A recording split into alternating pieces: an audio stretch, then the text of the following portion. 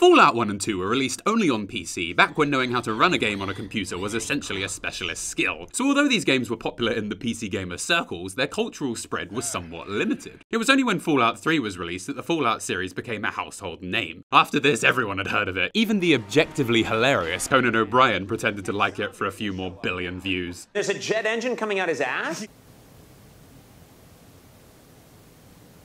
Look at how muscular my ass is.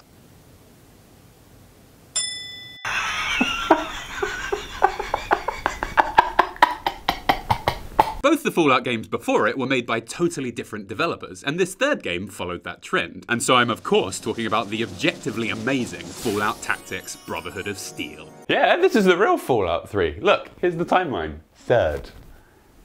I asked for the game, but Emma got me the book. I don't know why. Fallout Tactics is a lot like the original two games, but with a slightly fresh coat of paint. It follows a squad of the Brotherhood of Steel that was separated from the main group and is now stranded in the wasteland. Gameplay-wise, it's exclusively a tactical-based shooter. This means there isn't really any dialogue choices in this game. Instead of the speech skill, we have piloting. There is of course still dialogue, it's just we don't have as much control over the story as we usually would in these games. And some of the dialogue we do have is very 90s. What's my boy doing with the Barbie? I mean, dated views aside, you don't even seem to have a fucking dog. The story that does take place is actually quite an interesting examination of the Brotherhood of Steel's role within the Fallout series. You see, at the beginning of...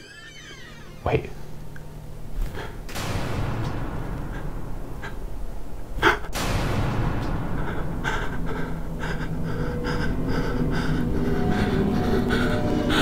Oh, for God's sake!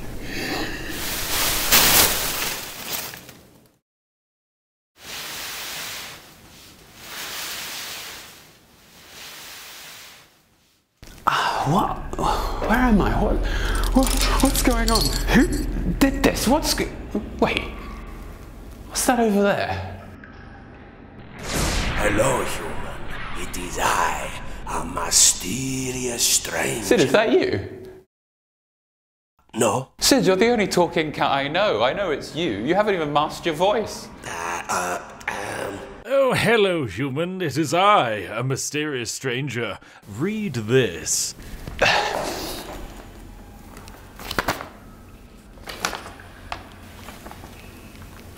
Ah.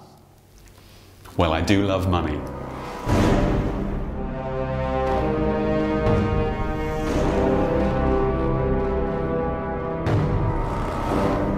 When Fallout 3 first came out, I thought it was amazing. Sure, it's gained some notoriety now as somehow the very worst video game ever made, but it came out 13 years ago, you gotta cut it some slack. It's older than the cat that is currently holding me hostage. Nowadays, this game is a little tricky to get running on Windows 10, so that's the first thing we're gonna do.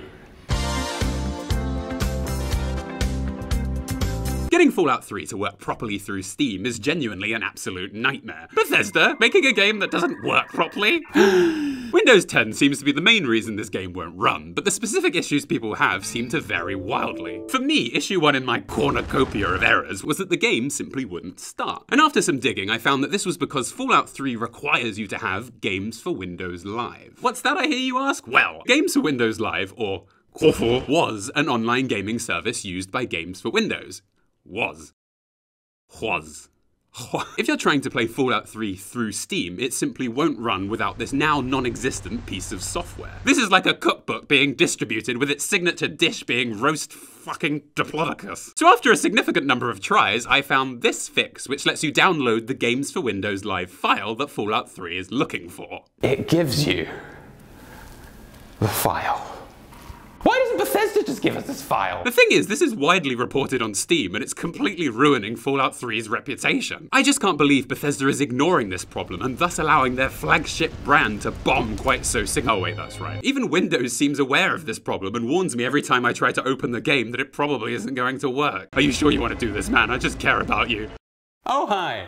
Me again. Just here to quickly say that this problem was fixed last month. 7 years Fallout 3 hasn't worked on Steam, and it was fixed 1 week after I finished my commentary. Did they do this on purpose? I think they're onto me. This isn't anything new, by the way. If I open up Skyrim VR without first turning on my VR controllers, the game simply won't work and I have to reboot all of Steam. And right now, Fallout 4 is so poorly optimized, playing it is like watching someone smear 2 playthroughs of the game together. Anywho, this fix meant that I could now play long enough to see the opening of the game, which is yourself being born. Are you a boy or a girl? See, this is what happens when you let Liam Neeson deliver your baby. I'm your daddy, little guy. I'm your daddy. You decide how your character looks, leading to the uncomfortable arousal of your own mother. Oh, very strapping. And it turns out to be so overpowering she immediately dies. James. It's hardly any surprise though, Bethesda have always been really weird about killing family members we barely met. Stranger. You're wheeled away while Liam Neeson provides life support and the game crashes to desktop. Oh good. A soul-sucking hour of troubleshooting later and I found this guide that suggested a few different fixes. The one that was causing my issue though is that I shouldn't have been running the game in full screen mode. Well, isn't this much more immersive? So it fixed the crashing and I was finally able to watch myself grow up in Vault 101. Notably, you get to experience your 10th birthday party and I must admit it's all very immersive.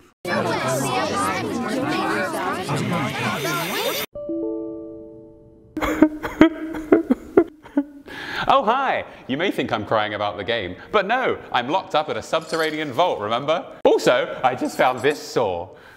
Bollocks. So after another little search, I found that Fallout 3 can be prone to freezing whenever you're inside any building. Look, I'm not going to question it, it's fine. Open the ini files, change this to this, add this, and the problem's fixed. The good news is that that's actually it. The game, for me at least, now only crashed every few hours. I would complain that that's unacceptable or something, but I'm a little busy.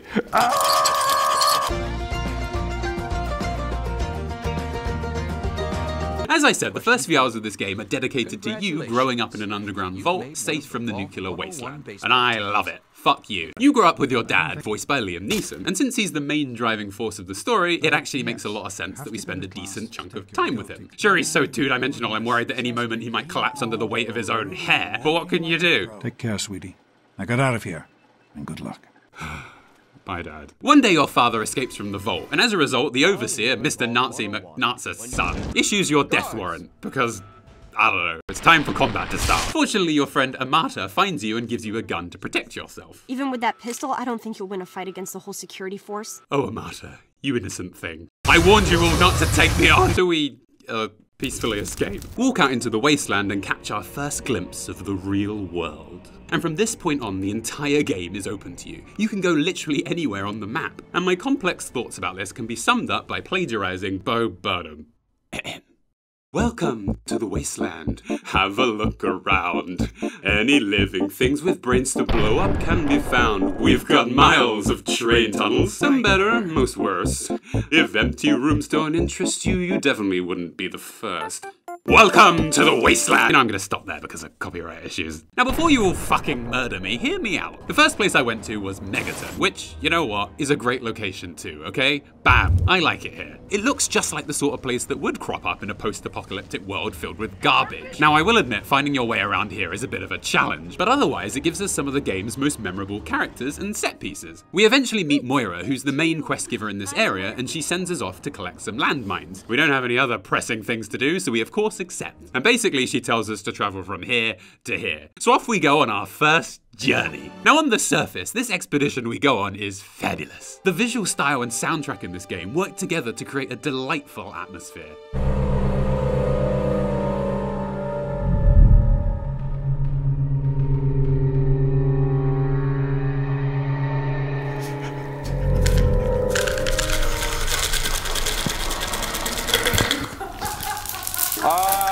Just like Skyrim, this game perfectly captures the wonder and thrill of exploration, and that's not an easy thing to achieve. But this game is so open and so incredibly large. Just look at all these locations you can visit. Look at them! Is it realistically possible that all these places are worth visiting? No. Sorry, the short answer is no. The long answer is fuck no. In the walk to get these landmines, for example, I stumbled across and explored in their entirety Springvale School, Scrapyard, Bethesda Ruins, and the MDPL Power Station. And I tell you now, none of these locations have a single character you can talk to or quest you can receive. Yes, there's a dog, but he can hardly hold a conversation. Aroo?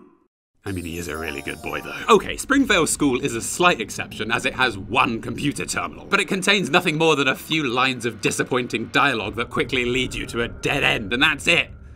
it. These areas I named are some of the closest to where you start in the game, and yet there's almost nothing here. On a related note, I would really like to meet the programming team so mature that they were able to insert the ruins of their own offices into a video game and not fill it with notes and computer logs passive-aggressively shaming their fellow colleagues. When I was in my office job, I was genuinely told I couldn't bring a fan into work because it might upset the other employees. And so if I was developing a game, I would have hidden a skeleton under a table, named it Jump Is Not Up, and left him with a single note that reads, died of heat stroke after someone let him steam to death in his company-enforced tie and blazer. Thanks, Marjorie. In Fallout 2, practically every grave you find has a secret message like this from the developers. Here lies T.D. Hamilton, a stank hoe that should have been dead a long time ago. Rest in hell, bitch. Sounds like whoever wrote that wasn't allowed any air conditioning either. Am I right? I'm surely going mad. The point I'm trying to make here is at least 50% of all the locations in this game have practically nothing in them. Usually it's just enemies to kill, loot to find, and skill points to collect. And because loot really is the primary reward for exploration, before I'd even seen a fifth of this game, I had in my inventory 13 mini nuclear warheads, which are this game's equivalent of opening up the console command bar and typing kill all. Look at them go.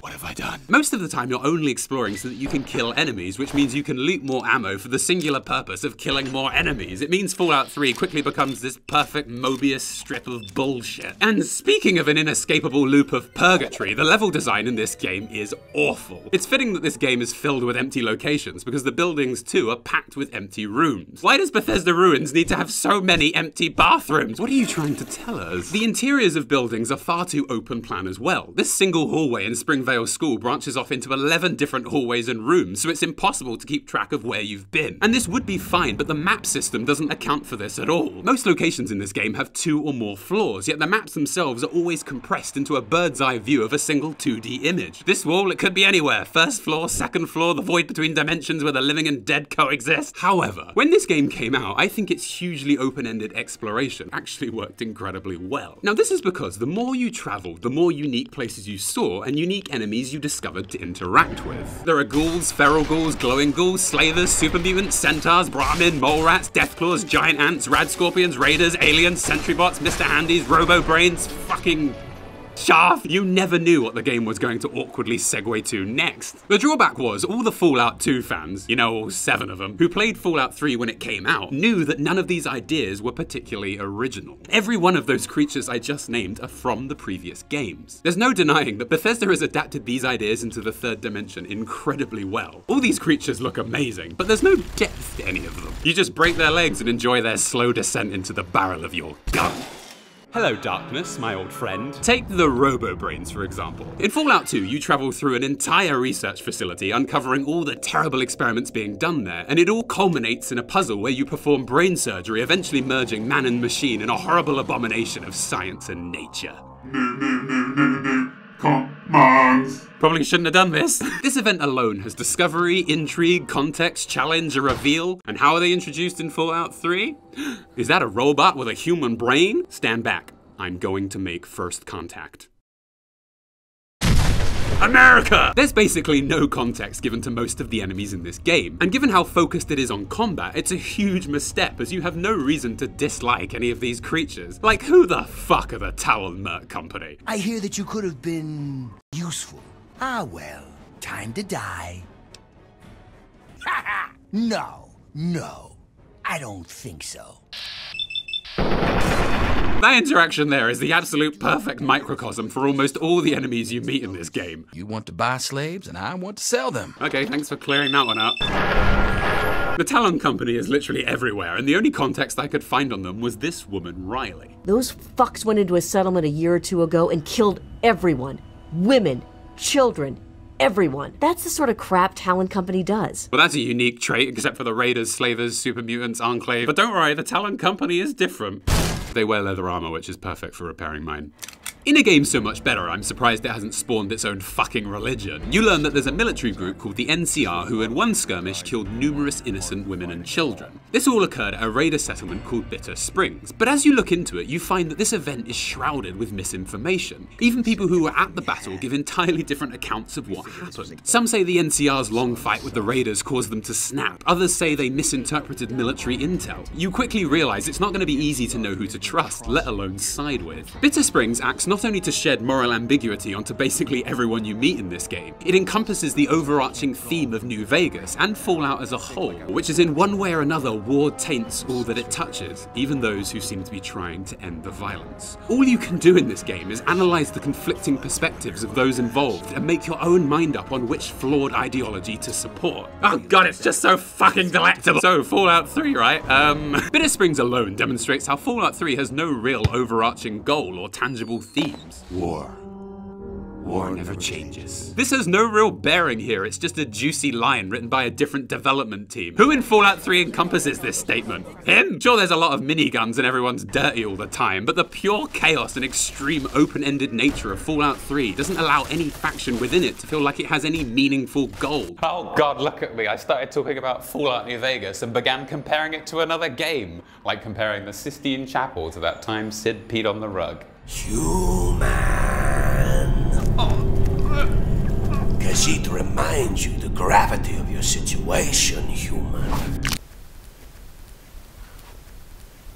Uh-oh.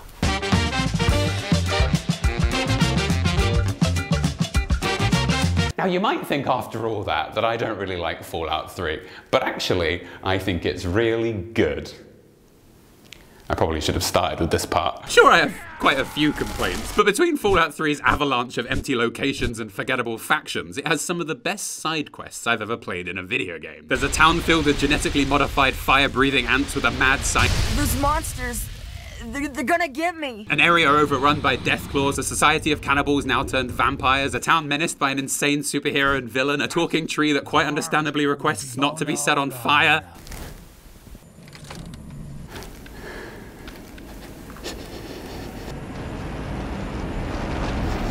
No, I'm okay. I'm okay. Why do I always do this? My favourite location in possibly the whole game is the Dunwich building. You see, on its surface, this building is just an empty location with a bunch of ghouls to kill. It seems no different to the other 100 empty buildings this game has. But quickly you see there are several audio logs scattered around that captures someone's final hours here. You also witness a flashback, there's a door that swings open on its own. Even the lighting in this area is different from the rest of the game to fit the tone they're going for. It really creates an incredibly compelling atmosphere. It's warm against the stone. I'll just rest a while. But best of all that was needed to achieve this was a few simple ideas and 3 or 4 minutes of voice acting. And that's the beauty of it. You can spruce up any dingy basement with some color correction and a few spooky set pieces. I couldn't be bothered to add any more. This location shows you how much better Fallout 3, and kind of Bethesda games as a whole, could be with a little bit of redirection. You see, Bethesda has it. You know, it. They clearly had the creativity to make Fallout 3 truly incredible.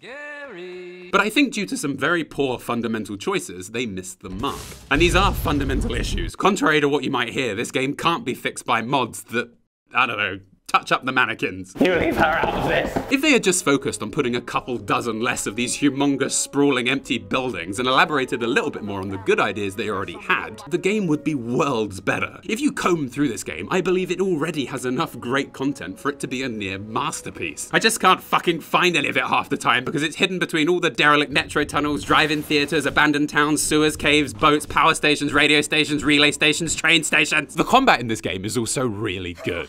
Yeah.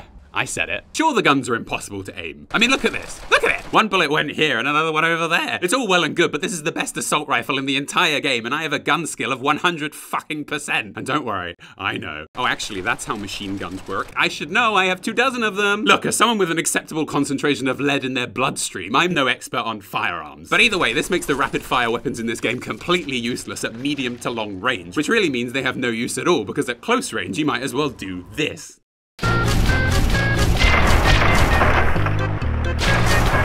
The thing is though, this doesn't really matter because there are so many other weapons in this game and they're all so incredibly varied and fun to use. Without even nearly mentioning all of them, there are pistols, silence pistols, sniper rifles, shotguns, dart guns, machine guns, submachine guns. Okay, yeah, I can see that's a lot. Plasma rifles, lasers, laser rifles, alien blasters, missile launchers. nuclear warhead launchers, miniguns, flamethrowers, a hypnotizer, 10 different types of grenades and mines. That's all of them, right? Axes, swords, blades, knives, chainsaws, bats, clubs, shovels, a sword that's on fire, a rifle that can pin body parts to walls, a giant metal fist, a giant claw. Now, I have always wanted a giant claw. Too late, human. I've really got to get out of here soon. Most of these weapons interact with enemies completely differently, so you can have fun for hours on end just messing around with them. Why must the empty face hole of a Mirelurk haunt my dreams forever? People apparently dick on the rocket launcher, but honestly they're nothing more than degenerate scum. To elaborate, the rocket launcher is a gun that can be loaded with pretty much any object you can find out in the wasteland. So normally finding this bag of yeast would obviously be a pretty boring event, but now, don't thank me, it's the yeast I can do. Yeah! This varied selection of weapons, combined with the fabulous VAT system, means that although exploration itself can get pretty sparse at times, the combat usually stops it from ever getting too boring. Of course the combat in this series is great, it has to be. How else would Fallout Best Vegas be the pinnacle of all creation if it wasn't?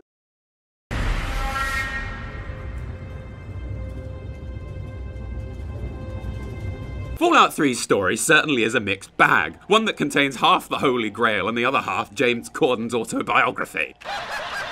In this story, you need to find your missing father. Then once you do that, you need to help him de-irradiate all the water in the wasteland. And that's the gist. To do this, we need to explore a few different locations, and I'd say the first half of the overall story is pretty good. For example, when you do eventually find your dad, he's hooked into a virtual reality simulation controlled by a mad scientist whose only goal is to torture its inhabitants to gain some kind of existential satisfaction. His name is Stanislaus Brown, yet he spends all his time disguised as a little girl. Certainly not what I had anticipated. It's great! To be fair, there's not a lot to interact with once you join this reality, but what makes this experience fun is Braun himself and his motivations. He's been given some really great depth beyond just being a madman. For example, it seems that this simulation was once actually a ski resort, and you can find one of his diary logs from that time. Yesterday, Dithers slipped on the chalet's icy stairs. She went airborne and managed to impale herself on the wrought iron fence. It was spectacular and completely and utterly random. I respect all cultures equally highly. Is there anything more sublime than bold crimson on fresh fallen snow? He talks all the time about being sick of creating specific torturous events for the people unknowingly trapped here. He longs for a more organic or creative suffering for them. It's clever. I like it. I'm a normal person. But then the story asks you to explore other places like Rivet City, and honestly, I'd rather just eat rivets themselves. I'll take my award to go. Rivet City is a grey boat with doors, or as I like to describe it, Door City is a grey boat with rivets. Another zinger. There isn't really anything here of consequence beyond this fucking laboratory, but over 40 people seem to live here, none of which have any more depth than the pool of grease on a cheap oven pizza. Alright, Matt, maybe you need to dial it back a little bit, you know? We're gonna upset some people here. 90% of the quests here just ask you to find character X and regale them with inane fact Y. But the layout of this boat is completely ridiculous. Not only is every part of this place fucking identical in every way, but there are dozens of hallways, and in total they consist of 33 separate doors. It takes less than 10 seconds to walk the entire length of this boat. Why are there so many doors? If someone asks you to find someone else, as they inevitably will, because that's the only type of quest this fucking boat offers, you'll have to walk across every single corridor on a floor, checking every single door you come across, hoping you'll strike it lucky and have the name of the person you're looking for eventually appear in front of you. But no, you'll inevitably be on the wrong floor, so you have to navigate through 2 more doors just to get to the next floor so that you can enter the same long, empty corridor to check the names of another dozen people you haven't even met yet, only to find the door, enter, and see they're not even home at the moment, so instead their room is actually filled with, I don't know, aliens. That'd be more interesting, wouldn't it? Also, of these 33 doors, 15 of them have loading screens associated with them. And if you're playing on the Xbox 360, these take 9 seconds to get through. This means if you were to go through every single door in this tiny location just once, it would add up to over 7 minutes of loading time. But it won't just be once, will it? Because not only is this place a maze of nonsensical navigation, you need to come through here at least twice just to finish the story. Oh goody, I can't wait to enter the marketplace. I see how it is. Geographically, the marketplace is right behind this wall, but there's no direct way to get to it, is there? So you have to go outside and go back in again. This means it takes over 20 seconds just to go to one. Look, no, it's fine. I'm over it. Clearly, I'm over it. And it's a shame because wrapped up in this awful place is a side quest called The Replicated Man. And it's genuinely one of the many highlights of this game. This quest is so good, in fact, Bethesda took it in its entirety, stretched it out so thin I'm surprised it didn't slip into a lower dimension, and repackaged it as another $60 sequel. But we'll cover that in the next decade. Overall then, this game has some ups and downs, but generally I think it's pretty good. I stand by my man. However, the last 5 hours of this game, divine. The final act of this game is so utterly terrible. So inexcusably awful. It actually dips into being pretty good. It's like the uncanny valley or something. You just can't look away as you feel your retinas burning their way through your skull. Basically, just as you're about to finally fix all the water in the wasteland, the main antagonists of this game, the Enclave, turn up and kill your dad. Liam Neeson, dying in a work of popular culture. Bethesda, you did it again. Part 5, who the fuck are the Enclave? In Fallout 2, the main antagonists are the Enclave, just like in Fallout 3. And they are subtly introduced throughout the entire game by means of hidden cutscenes and hushed conversations. All in all, they were pretty hard to miss, but most of the time you still felt like you were chasing shadows. In Fallout 3, the Enclave are introduced to you the very second you start the game by means of a radio broadcast they themselves are putting out. So from the word go, you can listen to their evil leader talk about how he's evil and stuff. I've been thinking quite a bit lately about something we can all relate to. I am referring, of course, to our great national pastime, baseball.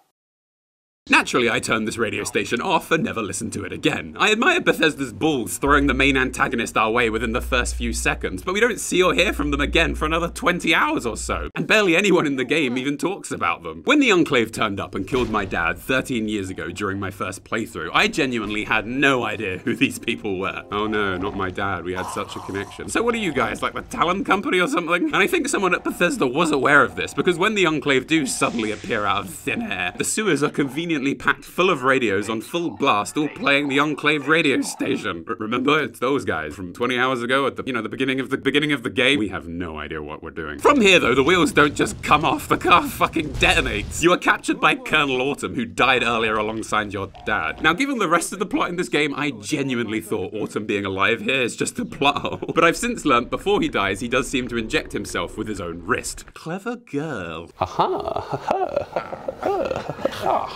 Which must be how he survives. So Autumn captures you and then later on revives you. So, you're awake. Jesus Christ, what am I doing? Autumn revives you in what seems to be the Enclave base. Well, it is the Enclave base, and asks for the code to start Project Purity. We tell him we don't know, and thus begins a battle of wits, the likes of which the world has never seen before or since. You lie. He fucks off and the president, who's in charge of the entire Enclave, asks you to come and meet him. You leave your cell and immediately encounter the horrifying amalgamation of every single one of Bethesda's voice actors. You're supposed to be in that holding cell. You're not going anywhere. If I had a sister, I'd sell her in a second. What are you talking about? It's yours if you bring my claw back. Please, get away from me. It's amazing, this guy voiced half of every Bethesda game. Anyway, sorry. I worked my way towards the president, murdering everyone in the base, and no one even seemed to notice. I genuinely started to feel a little bit bad towards the end. Eventually I made it to the leader of the Enclave, the sentient supercomputer, the President of the United States, John Henry Eden. This has to end, Eden. You need to destroy yourself and this base. Perhaps you're right. I'm sorry, what? Immediately after meeting Eden, I was offered 3 separate options, all of which lead to him inexplicably committing suicide. In the first option, you ask him to, like I've just shown you, and he complies. The second method is to convince him using science. You can't be president. You're an abortion of science. You need to die. Really? Do go on. Only a human can be president, not some computer. Go on. Shut yourself down. Shut this whole place down. Self-destruct sequence initialized. Oh, come on, man. At least try and fight back. And the final way to win is 2 rooms prior to this one. You find a code in a footlocker that if you say it to him, he will start his self-destruct sequence. Who wrote this? Convincing this advanced supercomputer not to kill himself and everyone else around him is genuinely the real challenge. Just for context, John Henry Eden is a self-aware AI that has spent the last 200 years learning how to govern by studying in depth all of the past actions every president of the United States has ever made. Oh, I get it now. It all makes sense! What in the world was Bethesda thinking? Talking your way past the final boss in Fallout 1 was so difficult, working it out was basically an Easter egg. So after my miraculous escape, we visit the Brotherhood, who are basically the goodies in this game, and we convince them to help us finish off what's left of the Enclave. They of course agree, and we all leave to take them on. I mean, this is a little awkward. I don't know if this is really the time for this. Oh, for God's sake, now what's happening? What makes this event even better is this is basically a cutscene. There's only one way in and out of this room, so Lions will always go this way, and Forks will always be standing here because he literally joined my party 30 seconds ago as part of the main story. How did this happen? How did they get this so wrong? You then fight the Enclave in the street. You don't really have an impact on this sequence as Liberty Prime, the bringer of all destruction, does all of the work. I guess you have to hand it to the Enclave. They really aren't scared of certain doom. We eventually make it back to Project Purity and once again bump into the bastion of intellect that is Colonel Autumn. You again. You again. You again? You again? Why do people keep saying you again? Just walk away. It's not too late. Very well. I shall leave you to your fate. How can I be sure you won't just shoot me once I turn my back on you? Well, you're just gonna have to trust me. Guess I shouldn't be surprised that you just let him walk away. It's amazing the world hasn't beaten that out of you. We then go to Project Purity, but to activate it, someone has to enter the chamber filled with radiation from earlier. Fortunately, a few hours ago, we met the all-knowing divine entity that is our true Lord and Savior, Forks. I fucking love you, Forks. Being a super mutant, Forks is practically immortal, so we send him in to deal with this tough situation. No, I'm sorry, my companion, but, no. Forks, what are you doing? Everyone's looking at us, Forks. I told these guys you were cool. So Forks adamantly refuses to save the day. But it doesn't make any sense. This exact contrived scenario literally happened about an hour ago when he offered to enter a high radiation chamber for us to gather the Gek. Why doesn't he just do this again? Through it all, though, I of course stay calm and gently voice my opinion to him. Oh, what a loss to the world. So I enter the chamber, realize I have no idea what the code is to start the purifier, and I die, leaving the world the exact same way I found it, just like in real life. End. 2 out of 10. Don't see me. But you know what really squirrels my stick? What really refines my punger fruit? When you complete Fallout 1 and 2, you are told over a series of still images the specific impact your adventure across the wastes will have on the world. As a basic example, in Fallout 1, there's a group of raiders that you encounter early on. If you let them all live, the ending of the game includes this cutscene. The desert raiders pillage most of the northern parts of New California.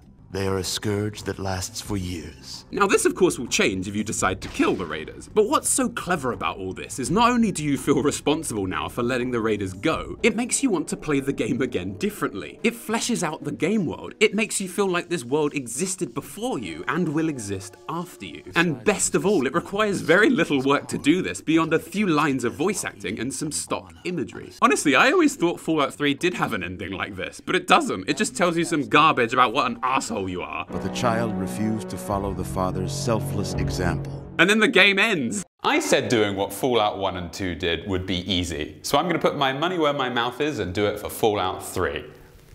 Bring it on.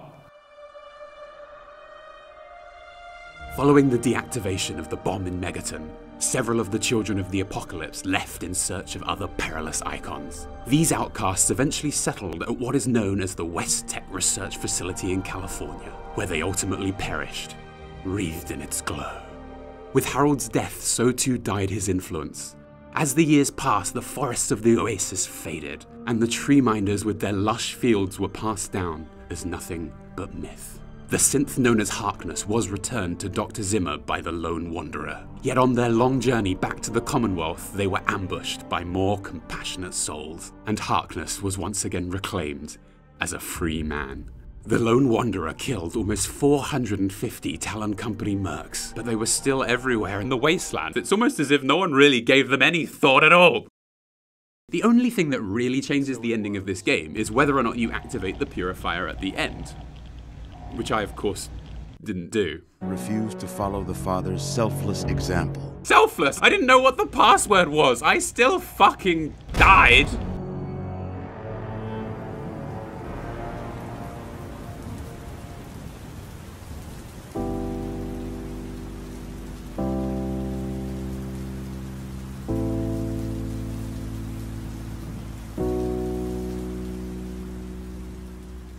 Could I interest you in everywhere, all of the time? A bit of everywhere, all of the time.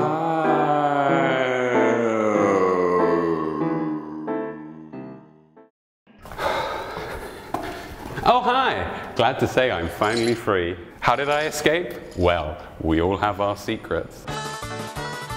As I've said, and probably a little bit too much detail, this game does have a lot of flaws. Sure, the animations can be a little bit iffy. Oh my god, it was so romantic. And quite a lot of the time, everyone seems to be talking at once. But I genuinely think there is enough unique and interesting content in here to still say it's a great game. Worth literally the hundreds of hours we've all spent playing it. I'd say overall that the game's biggest flaw is that it's so open-ended, the developers couldn't possibly predict what skills or items the player was going to have at any one time, and thus they couldn't design locations or levels accordingly. Not once did I find an area that was a real challenge. Well, except maybe one. Or that I'd need to come back later to with better equipment. You can basically experience any part of this game from the word go. And although that is very exciting, it also means that you very rarely get a sense of achievement for the things you do. Too often this game ends up boiling down to killing all the enemies, collecting more numbers, or just crossing locations off on a map. Seeing you again really makes me wish for a nuclear winter. Oh yeah, I gotta say, it feels good to finally show all that to you.